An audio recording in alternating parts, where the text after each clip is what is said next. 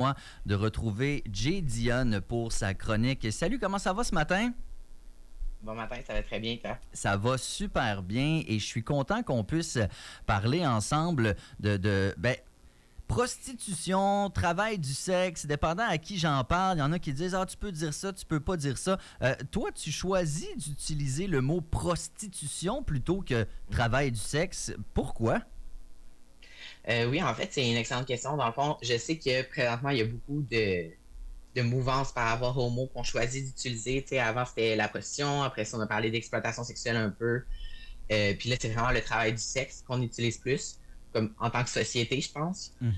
Euh, je pense qu'il faut vraiment faire attention aux mots qu'on choisit d'utiliser parce que ils ont tous une importance, puis ils ont tous comme leur propre historique, si on veut. Mhm. Euh, En fait, moi, j'utilise le mot prostitution parce que c'est vraiment plus, si on imagine ça, tu sais, il va avoir comme l'exploitation sexuelle, que je vais décortiquer avec toi, là. Oui. Il va avoir, tu sais, la traite de personnes aussi, que des fois, on va comme mettre dans le même bateau que l'exploitation. Après ça, on va avoir le travail du sexe, que ça, on pense que c'est vraiment plus libre, que c'est vraiment plus comme la réappropriation de son corps, tu sais, c'est vraiment plus une image positive qui est renvoyée avec le travail du sexe. Puis quand on parle de prostitution, on voit comme l'image de la fille qui fait du travail de rue, tu sais, sur le bord dans Saint-Roch, puis tout ça, puis c'est vraiment plus péjoratif. Mhm. Mais en fait, quand on regarde la définition du gouvernement au Québec, c'est la prostitution, dans le fond, c'est juste le fait d'offrir un service à caractère sexuel en échange d'une rétribution. Fait que, tu sais, ça peut être de l'argent, le plus standard, c'est de l'argent. Ouais. Ça peut être de la drogue, ça peut être un toit, c'est un logis, dans le sens. Ça peut même être un service, admettons, je te fais une fellation, mais j'ai besoin d'un livre pour aller à Shawinigan. OK, OK, Tu sais, OK. c'est vraiment tout ça que ça englobe. Fait que quand moi je choisis d'utiliser le mot prostitution, je suis comme, ben, c'est comme le terme parapluie dans le fond, parce que l'exploit puis le travail du sexe, c'est comme, ça rentre dans ces critères-là. Effectivement, j'aime le terme parapluie parce qu'évidemment, on comprend que ça englobe plusieurs choses, qu'il y a des nuances, qu'il y a des Oui. angles également. Donc, essayons un petit peu de décortiquer tout ça ensemble. Quand on parle de prostitution, bon, c'est le mot parapluie. Après ça, si on essaie d'aller sous-décortiquer Point par point. d'autres mots, ouais. Mais dans le fond, tu sais, quand on va parler de travail du sexe, c'est beaucoup plus les organismes qui ont une vision, mettons, il y a Stella, Projet Lune à Québec, je pense que c'est aussi plus dans le travail du sexe, justement, on va parler plus de travailleuses, travailleurs du sexe. Puis selon Stella, je suis allé regarder un peu comme leur définition sur leur site web, qui est un gros organisme pour la légalisation de la prostitution. Puis il faut noter qu'au Québec, la prostitution n'est pas illégale. La personne qui fait de la prostitution a le droit de vendre ses services, Mhm. mais le client est fautif ou le proxénète est fautif. Donc, techniquement, si tu fais de la prostitution, t'es pas, t'es pas contre la loi, il n'y a pas de risque de te faire arrêter par la police. T'sais. C'est vraiment pour venir protéger les personnes qui sont en situation de prostitution. Mais pourquoi est-ce que Donc, d'abord on dit qu'on veut oui. légaliser si dans le fond c'est pas illégal pour la personne qui offre ces services? Parce qu'en fait, quand on dit qu'on veut venir légaliser, c'est plus au niveau de. Il y, a, y a différentes nuances. Là, j'embarquerai pas dans tout ça Oui. aujourd'hui, mais tu sais, il y a des personnes qui veulent avoir comme des bordels, des maisons closes un peu, avec des règlements. Il y a des personnes qui disent, ben, si tu criminalises la demande, ben, nous, on peut pas faire notre travail. Donc, ça rend comme le marché plus instable, plus insécure. OK, OK. Mais Ouais, en je fait, comprends. au Québec puis au Canada, c'est pas l'approche comme du gouvernement. Le gouvernement reconnaît vraiment que le travail du sexe, c'est plus de l'exploitation. Puis je vais en venir à pourquoi un peu c'est comme ça la vision. Là. Mais pour revenir à Stella, l'organisme à Montréal, eux, en fait, ils définissent que le travail du sexe, c'est vraiment fait comme ça te tente, tu le fais, puis c'est vraiment comme j'ai envie de vendre mes services à caractère sexuel, je le fais, puis ils regardent pas nécessairement pourquoi tu le fais. Tu sais, les raisons derrière. OK. Fait exemple, je vais prendre mon vécu. Moi, j'ai commencé la position. Je suis allé donner mon nom dans un salon de massage érotique. À Mhm. ce moment-là, je me définissais comme travailleur du sexe parce que c'était moi qui avais voulu ça. Puis c'était là la réflexion un peu s'arrête là. Mais quand on creuse un peu plus, puis qu'on y va avec c'est quoi de l'exploitation sexuelle. Oui. Fait que l'exploitation sexuelle au Canada, c'est vraiment comme on va avoir l'image avec le proxénète.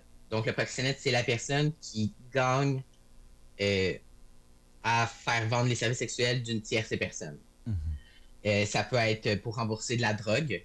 Ça, c'est rarement parlé. Mais tu sais, si une personne te dit, ben, je te donne 2 bacs de coke, mais là, tu dois aller faire des clients pour me rembourser, c'est du proxénétisme comme indirect, mais comme ça, Mhm. par la bande, dans le fond. Puis, ben, c'est ça, c'est tout ce qui est en relation avec une autre personne. Mhm. Mais de l'exploitation sexuelle, à mes yeux, c'est aussi le fait que il n'y a pas de notion de consentement libre, éclairé, enthousiaste. Il n'y a pas cette notion agréable-là, si on veut. De, la sexualité, c'est supposé être le fun, c'est supposé être quelque chose qu'on aime faire. Tu vois une personne, tu es comme, waouh, elle est vraiment belle, j'ai envie de cette personne-là, j'ai envie de partager ces moments-là. Puis on parle d'exploitation, il n'y a pas cette notion de désir, dans le fond. Non, effectivement, puis ça demeure ô combien important. Là. Et quand tu dis le mot consentement, Jay, je trouve ça important d'en reparler aussi, parce que même si ça semble évident, oui, non, c'est non, il y a quand même un aspect même juridique au consentement. Oui, absolument. Tu sais, quand on parle de consentement en termes de loi, tu sais, selon Éduca-Loi, ça revient justement, comme je disais, le consentement clair. Donc, oui, j'ai envie de faire telle chose, libre, puis enthousiaste aussi. Tu sais, comme je disais, d'avoir le désir, tout ça. Mais quand on creuse un peu cette notion de consentement-là, on se rend compte que ça vise aussi les notions d'autonomie. Tu sais, est-ce que j'ai envie de faire ces choses-là selon mes propres règles, selon mes propres valeurs? Si un client arrive et il dit, ben moi, je t'offre 80 de plus pour faire tel acte à caractère sexuel, mais t'as pas vraiment envie de le faire, mais tu as besoin de ces 80-là. Il y a toute cette notion de comme jusqu'où je vais, mais est-ce que c'est vraiment un choix? Si Mhm. j'accepte de faire la chose que j'ai pas envie de faire parce qu'on m'a proposé plus d'argent, c'était-tu un vrai choix, un vrai consentement? Ou c'est juste parce que j'avais pas le choix d'accepter parce que sinon je crevais de faim? Hmm. Ça Fait demeure que, évidemment tellement rempli de nuances.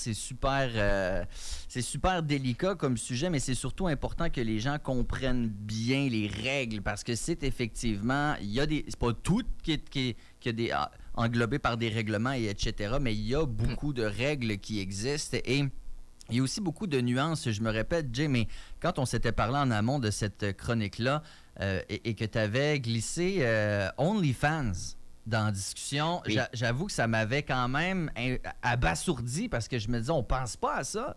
Mais par définition, OnlyFans, c'est pas mal de la prostitution quasiment, là.